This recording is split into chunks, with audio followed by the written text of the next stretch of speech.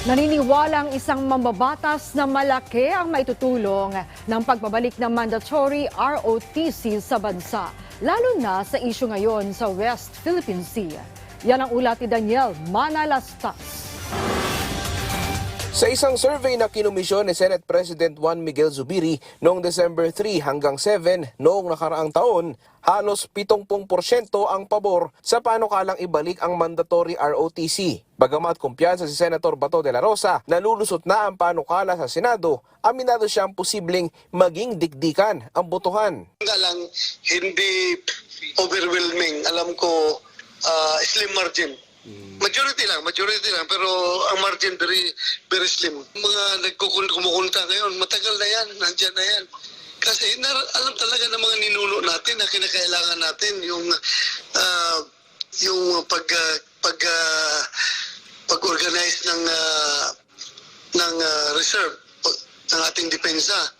Batid ng senador na mahalaga ang ROTC program lalo pa sa nangyayari sa West Philippine Sea. Kaya kung tatanungin si Bato, mahalaga ang maritime drill na isinagawa kamakailan sa West Philippine Sea na nilahukan ng Pilipinas, Estados Unidos, Japan at Australia. Wala naman, hindi naman tayo nagpo-provoke sa kanila. Sila naman ang palagi nagpo-provoke sa atin. Bakit ba yung mga military exercises na ginagawa natin dyan? Meron ba tayong kinakanyon ng mga barko nila? Meron ba tayong binubumbahan with water cannon, nililaser ng mga Meron ba tayong mga dangerous maneuvers against their sea crafts?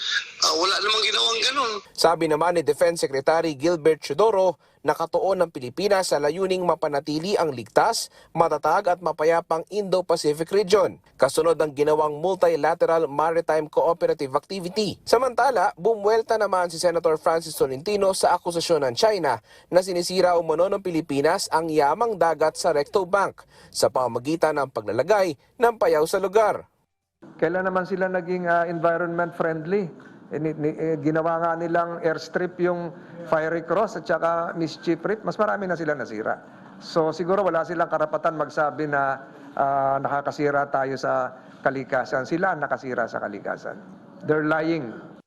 Sabi naman ni Commodore J. Tariela sa isang tweet, dapat itigil ng China ang pagpapanggap ng pagkabahala nila sa coral reefs at marine environment. Ayon pa kay Tariela, hindi raw malilimutan ng mundo ang malawakang pinsala na ginawa umano ng China sa pagbuo ng kanilang reclaimed islands sa South China Sea. Daniel Manalastas para sa Pambansang TV sa Bagong Pilipinas.